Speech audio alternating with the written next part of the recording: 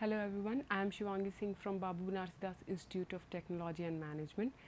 Here I will teach you highway engineering, and in this lecture we will discuss the topic dry lane cement concrete and cement concrete pavement. यहाँ पे दो reference books हैं, इनको आप highway engineering को deal करने में use कर सकते हैं. इस लेक्चर के कंटेंट है हमारे पास ड्राई लेन सीमेंट कंक्रीट का स्कोप, मटेरियल एंड उसके भी कंस्ट्रक्शन, ऑपरेशन एंड कॉम्पैक्शंस वगैरह. सीमेंट कंक्रीट पेवमेंट में भी हम लोग सेम जो टॉपिक्स हैं हमारे वो डील करेंगे, यानी कि इसके स्कोप डील करेंगे, मटेरियल, कॉम्पैक्शन. ठीक है, सबसे पहले हम लोग ड्राई लेन सीमेंट कंक्रीट के बारे में पढ़ते हैं. जो ड्राई लेन सीमेंट कंक्रीट है, अभी तक जैसे कि हमने आपको डिफरेंट जो लेयर्स बताई थी, वो लेयर्स आपके पेमेंट जो होते हैं वो दो टाइप के होते हैं, राइट. पेमेंट क्या होते हैं? दो टाइप के होते हैं, flexible pavement and rigid payment. तो जो हम लोग ड्राई लेन सीमेंट कंक्रीट का यूज़ करते हैं वो मोस्टली हम लोग यूज़ करते हैं रिजिड पेमेंट्स में. रिजिड पेमेंट के बेस एंड सब बेस के जो लेयर्स होते हैं उसमें, राइट. स्कोप क्या है? The work shall consist of construction of dry lean concrete sub base for cement concrete pavement in accordance with the requirement of the specification and in conformity with the line, grade and cross section. जैसे कि हमने आपको पहले बता चुका है कि rigid concrete में मोस्टली इसका यूज़ किया जाता है. उसके बेस या सब बेस की जो लेयर्स होती हैं, लेयर्स की अगर हम बात करते हैं तो flexible pavement and rigid payment के लेयर्स में डिफरेंस होता है, राइट. जो फ्लेक्सिबल पेमेंट में जो लेयर्स प्रोवाइड होती हैं वो ज़्यादा होती हैं एंड रिजिड पेमेंट में लेयर्स कम होती हैं, राइट.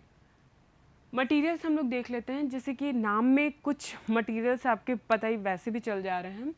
सीमेंट, तो सबसे पहले हम सीमेंट की बात करते हैं कि सीमेंट हमारा सबसे पहला मटेरियल है जो कि हम लोग ड्राई लेन सीमेंट कंक्रीट में हमें यूज़ करना है. तो इसके स्पेसिफिकेशंस की मतलब हमें किस तरीके से कितना क्वांटिटी एंड क्वालिटी इसकी सब हम कोड के अकॉर्डिंग चेक करते हैं, right. Confirm with the IS 296, IS 24, IS 455, IS 1489 for ordinary pavement cement, Portland slag cement and Portland pozzolana cement, right. IS 269 किसके लिए है? OPC के लिए. IS 455 ये OPC हो गया. IS 455 किसके लिए है? Portland slag cement के लिए. एंड IS 1489 किसके लिए है? पोर्टलैंड पोज़ोलाना सीमेंट के लिए हम लोग यूज़ करते हैं. मतलब कि जो भी हम लोग वहाँ पे सीमेंट यूज़ कर रहे हैं, ठीक है, इन इंडियन स्टैंडर्ड कोड के अकॉर्डिंग हम लोग चेक करेंगे, राइट. जो एग्रीगेट हम लोग यूज़ करेंगे, क्योंकि हम लोग जब कंक्रीट की बात करते हैं तो कंक्रीट में हम लोग एग्रीगेट्स यूज़ करते हैं. तो जो एग्रीगेट यूज़ करेंगे वो उस IS 383 के अकॉर्डिंग यूज़ करते हैं. Coarse aggregate, clean, hard, strong, dense, non-porous and durable of crushed stone and crushed gravel, right. Crushed gravel divided of pieces of disintegrated stone, soft, flaky, elongated and angular. Maximum size of aggregate is 25 mm, यानी कि जो coarse aggregate का size है वो 25 mm से ज़्यादा नहीं होना चाहिए. फाइन एग्रीगेट की बात करते हैं तो क्लीन होना चाहिए. नेचुरल सैंड यूज़ कर सकते हैं. Crushed stone sand confirm to IS मतलब Indian standard 383, free from soft particles, clay, shale, loam, cemented particles, mica, organic matter etcetera. मतलब कि फाइन एग्रीगेट के लिए हम लोग क्या क्या यूज़ कर सकते हैं एंड कोर्स एग्रीगेट के लिए क्या क्या यूज़ कर सकते हैं यहाँ पे दे रखा है. वाटर में कोई भी इम्प्योरिटीज़ प्रेजेंट नहीं होनी चाहिए. सबसे पहले जब कोई भी हम कंस्ट्रक्शन करते हैं, चाहे वो हम रोड कंस्ट्रक्शन कर रहे हों या फिर हाईवे कंस्ट्रक्शन कर रहे हों, तब जब हम वाटर यूज़ करते हैं तो वो फ्री फ्रॉम इम्प्योरिटीज़ होनी चाहिए, यानी कि उसमें ऑयल प्रेजेंट नहीं होनी चाहिए, कोई भी कहीं गंदा वाटर हम लोग यूज़ नहीं कर सकते, यानी कि ना उसमें डिज़ोल्व्ड इम्प्योरिटीज़ होनी चाहिए ना, और ना ही उसमें फ्लोटिंग इम्प्योरिटीज़ होनी चाहिए। ठीक है, तो वाटर के लिए सिंपल है कि वो क्लीन होना चाहिए, फ्री फ्रॉम ऑयल, उसमें सॉल्ट प्रेजेंट नहीं होना चाहिए, एसिड, वेजिटेबल मैटर, ये सब प्रेजेंट नहीं होना चाहिए। और इसके लिए हम लोग कौन सा कोड रिफ़र करते हैं, IS 456, जो कि आप लोग यूज़ करते हो RCC के लिए भी, रेनफोर्स सीमेंट कंक्रीट के लिए भी। तो उसके अकॉर्डिंग हम लोग वाटर किस तरीके का होना चाहिए वो हम लोग देख लेते हैं। Next, proportioning of materials for the mix. ये सबसे ध्यान देने वाली बात है कि जो इसमें एग्रीगेट सीमेंट जो हमारा रेशियो है वो बहुत ज़्यादा होता है, मतलब कितना पार्ट हम लोग एग्रीगेट का यूज़ कर रहे हैं, कितना पार्ट सीमेंट का यूज़ कर रहे हैं। तो इसमें 15 टाइम्स एग्रीगेट यूज़ करेंगे, जहाँ हम 1 टाइम क्या यूज़ कर रहे हैं, cement, right, with optimum water content for facilitating compaction by roller. Cement content यहाँ पे हम देखेंगे, minimum cement content in DLC shall not be less than 150 kg पर क्यूमेक। जो सीमेंट कंटेंट है वो हमारा 150 kg पर मीटर क्यूब से कम नहीं होना चाहिए, राइट। कंक्रीट की जो स्ट्रेंथ है वो कितनी होनी चाहिए, जो कंप्रेसिव स्ट्रेंथ है, शैल not be less then 10 megapascal. जो आपको पता होगा कि जो कंक्रीट है वो कंप्रेसिव स्ट्रेंथ, कंप्रेशन में स्ट्रॉन्ग होता है, तो उसकी जो कंप्रेसिव स्ट्रेंथ है वो नॉट लेस देन 10 मेगापास्कल होनी चाहिए।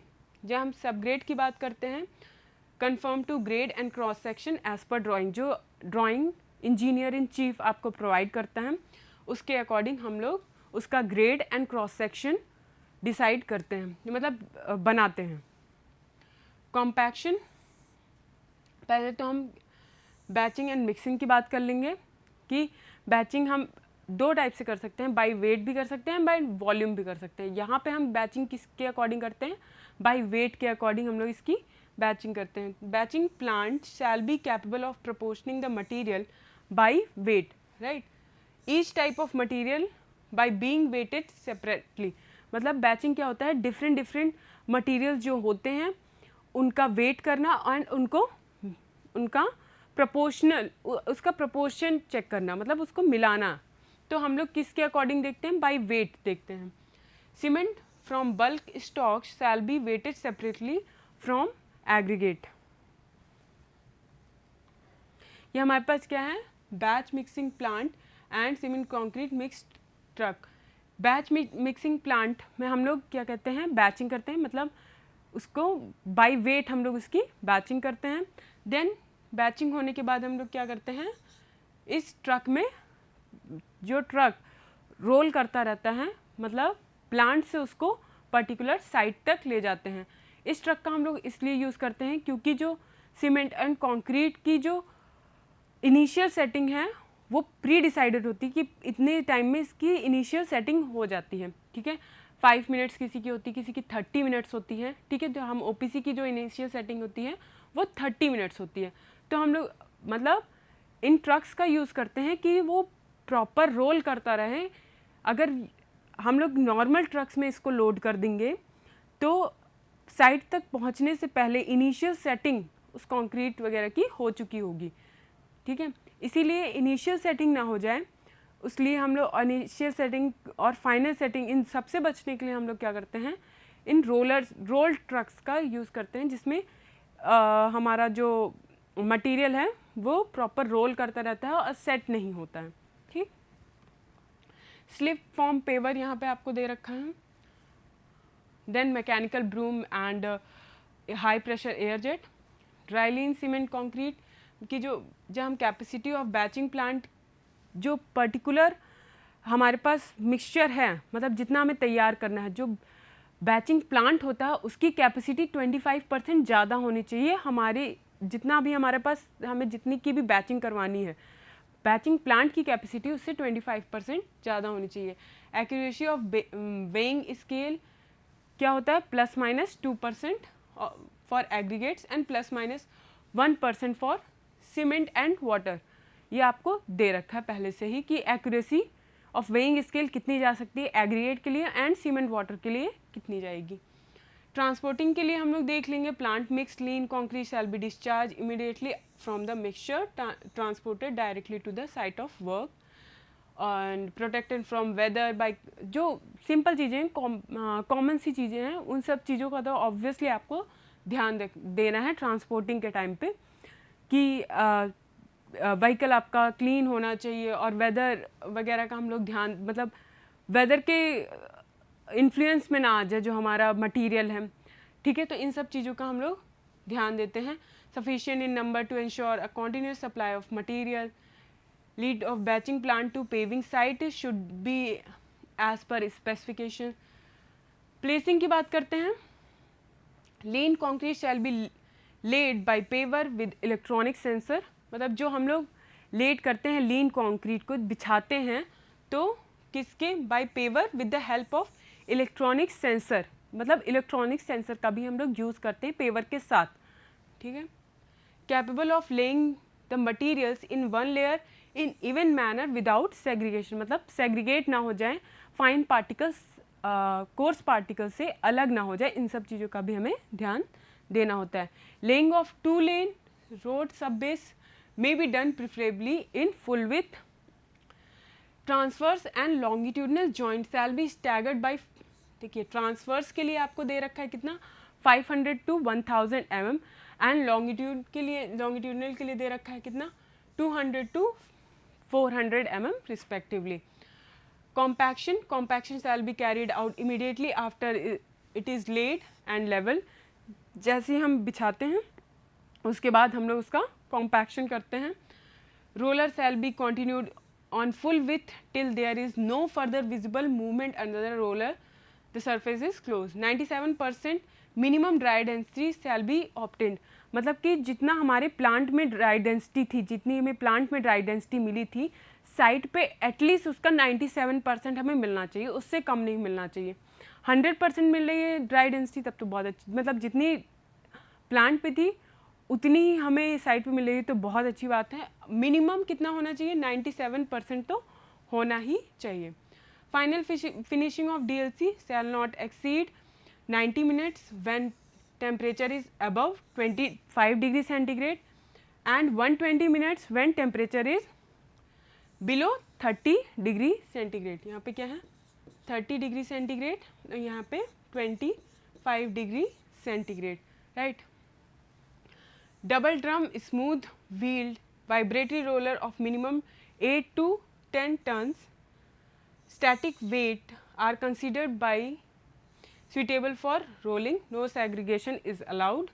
Joints की बात करें तो construction and longitudinal joints shall be provided as per drawing.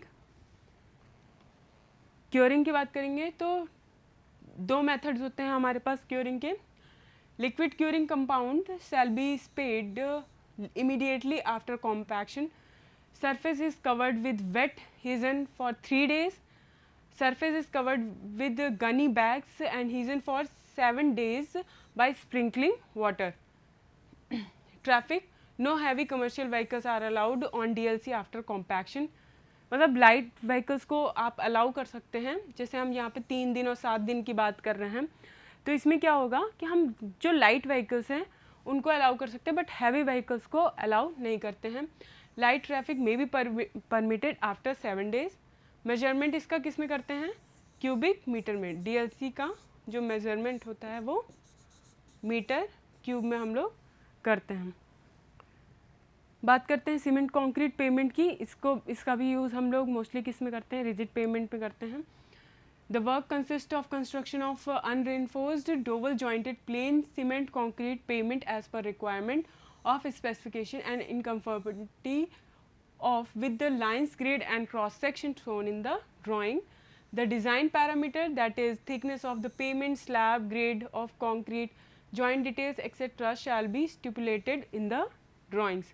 Materials, cement हम यूज़ करेंगे जैसे हमने IS कोड्स आपको बता रखे हैं वो उसके अकॉर्डिंग हम लोग सीमेंट को डिसाइड करेंगे, right. Preference will be given to at least grade 43 और हायर, मतलब आपको 3 टाइप के जो सीमेंट के ग्रेड हैं वो मौजूद होते हैं। तो जो एटलीस्ट जो सीमेंट का ग्रेड हो वो 43 हो या फिर उससे ज़्यादा हो। एग्रीगेट के लिए हम लोग क्या देखते हैं, IS 383 को रिफ़र करते हैं। एंड इसमें भी coarse aggregate and fine aggregate के लिए हम लोग, एंड वाटर के लिए सेम चीज़ें आपके पास होती हैं कि कोर्स एग्रीगेट के लिए हम लोग क्या देखते हैं कि क्लीन होना चाहिए, हार्ड होना चाहिए, स्ट्रॉन्ग होना चाहिए, dense, non porous, durable of crushed stone and यहाँ पे crushed gravel, right. Los Angeles abrasion test result more than 35, इन सब चीज़ों का आपको बहुत ध्यान देना है कि लॉस एंजलिस एब्रेजन टेस्ट की वैल्यू कितनी आ रही है, right. Maximum size of aggregate हमें कितना यूज़ करना है, वाटर एब्जॉर्प्शन कितना होना चाहिए, इन सब चीज़ों का ध्यान देना है। तो जो लॉस एंजलिस एब्रेजन टेस्ट का रिजल्ट है नॉट मोर देन 35% होना चाहिए। वाटर एब्जॉर्प्शन कितना, नॉट मोर देन 2% होना चाहिए। और जो maximum size of the aggregate है फॉर कोर्स एग्रीगेट 25 mm का हम यूज़ करते हैं, ठीक है। इससे ज़्यादा साइज़ के एग्रीगेट को हम लोग यूज़ नहीं करते हैं जब हम कोर्स एग्रीगेट की बात करते हैं, ठीक है। जब हम फाइन एग्रीगेट की बात करेंगे तो क्या होना चाहिए, clean, natural sand, crushed stone sand confirm to IS 383। यहाँ पर क्या है, free from soft particles, clay, shale, loam and cemented particles, mica, organic matter etcetera. इन सब से क्या होना चाहिए, ऑर्गेनिक मैटर तो हमारे किसी भी चीज़ में प्रेजेंट नहीं होने चाहिए जब हम कंस्ट्रक्शन, रोड कंस्ट्रक्शन कर रहे होंगे, ठीक है। तो इन सब चीज़ों का हमें ध्यान देना पड़ेगा। वाटर की हम बात कर चुके थे, किसके अकॉर्डिंग देखेंगे, IS 456 के अकॉर्डिंग देखेंगे, जिसको आप लोग रिफ़र करते हैं RCC के लिए। And water free from impurities होनी चाहिए। मैंने आपको पहले भी बता चुका है कि वाटर में कोई भी डिज़ोल्व या फिर जो फ्लोटिंग पार्टिकल्स होते हैं वो मौजूद नहीं होने चाहिए। टर्बिड वाटर नहीं होना चाहिए, क्लीन होना चाहिए, free from oil and salt, acid, vegetable matter, ये सब प्रेजेंट नहीं होना चाहिए, ठीक है।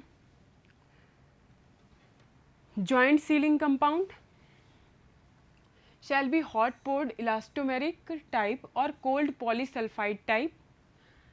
If the sealant is poured type, it shall conform to ASTO M282 and cold applied sealant shall be conform to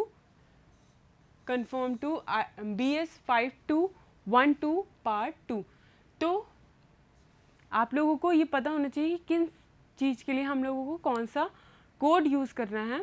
जब engineers day by day work करते रहते हैं तो उन्हें हर चीज़ अप्रॉक्सीमेटली याद हो जाती है कि कब क्या यूज़ करना है, कब क्या यूज़ नहीं करना है।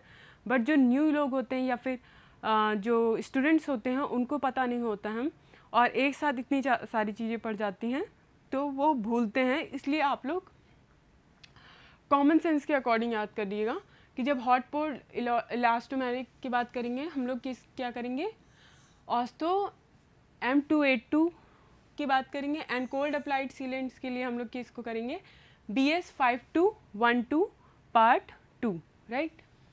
सीमेंट कंटेंट देखेंगे हम लोग, cement content shall not less than 350 kg per cubic and not more than 425 kg per क्यूमिक।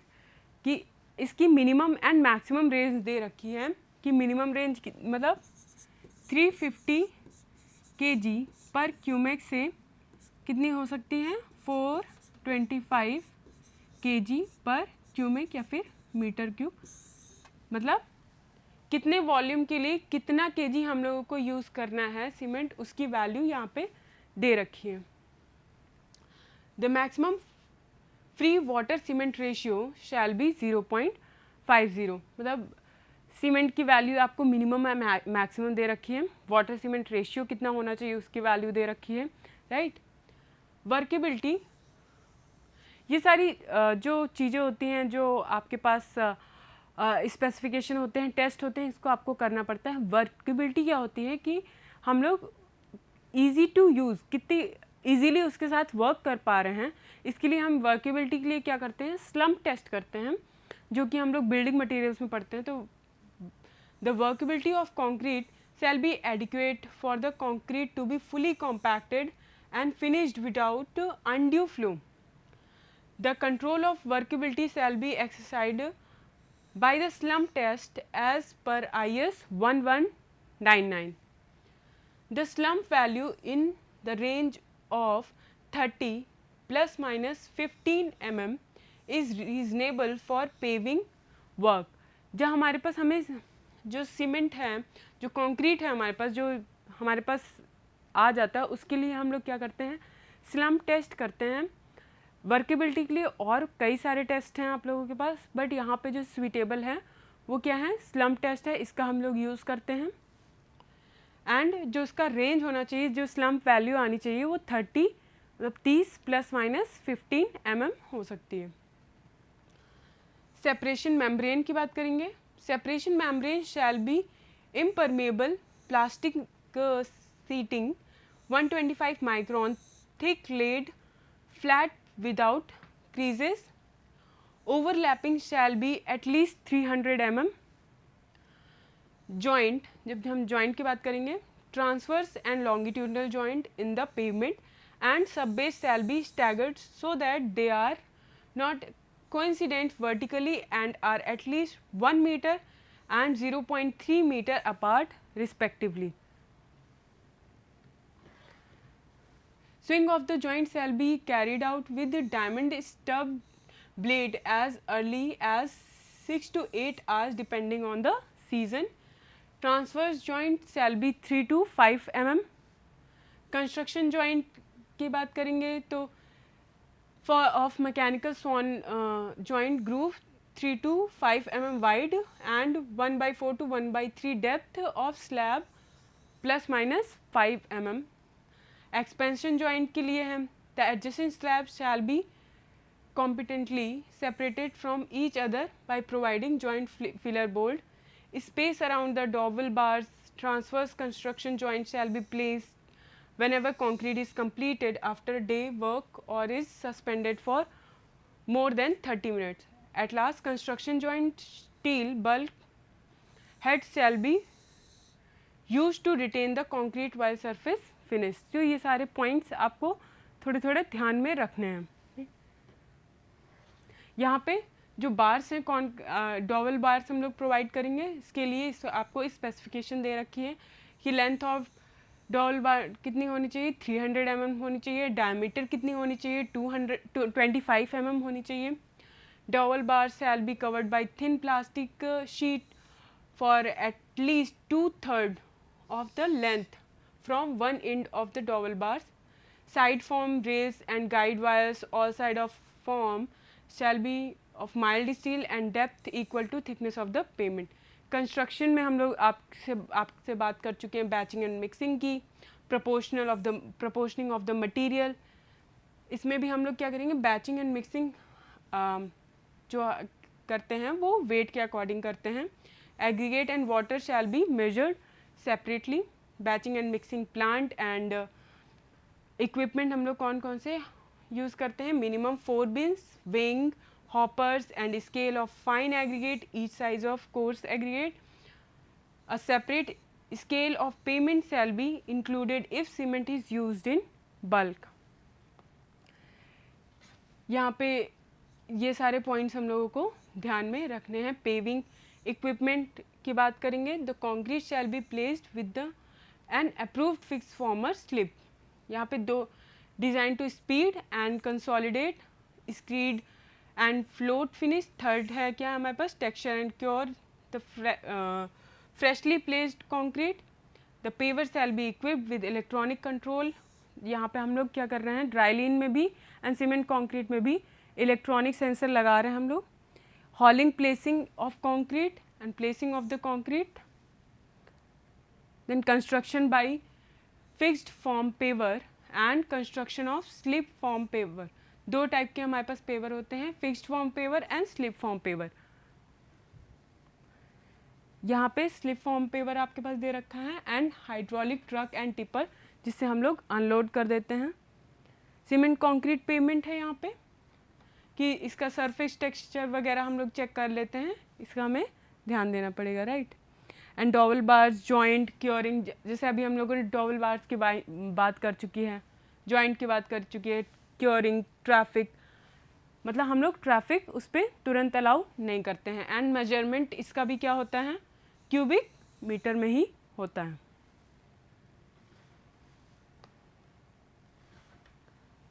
Thank you so much.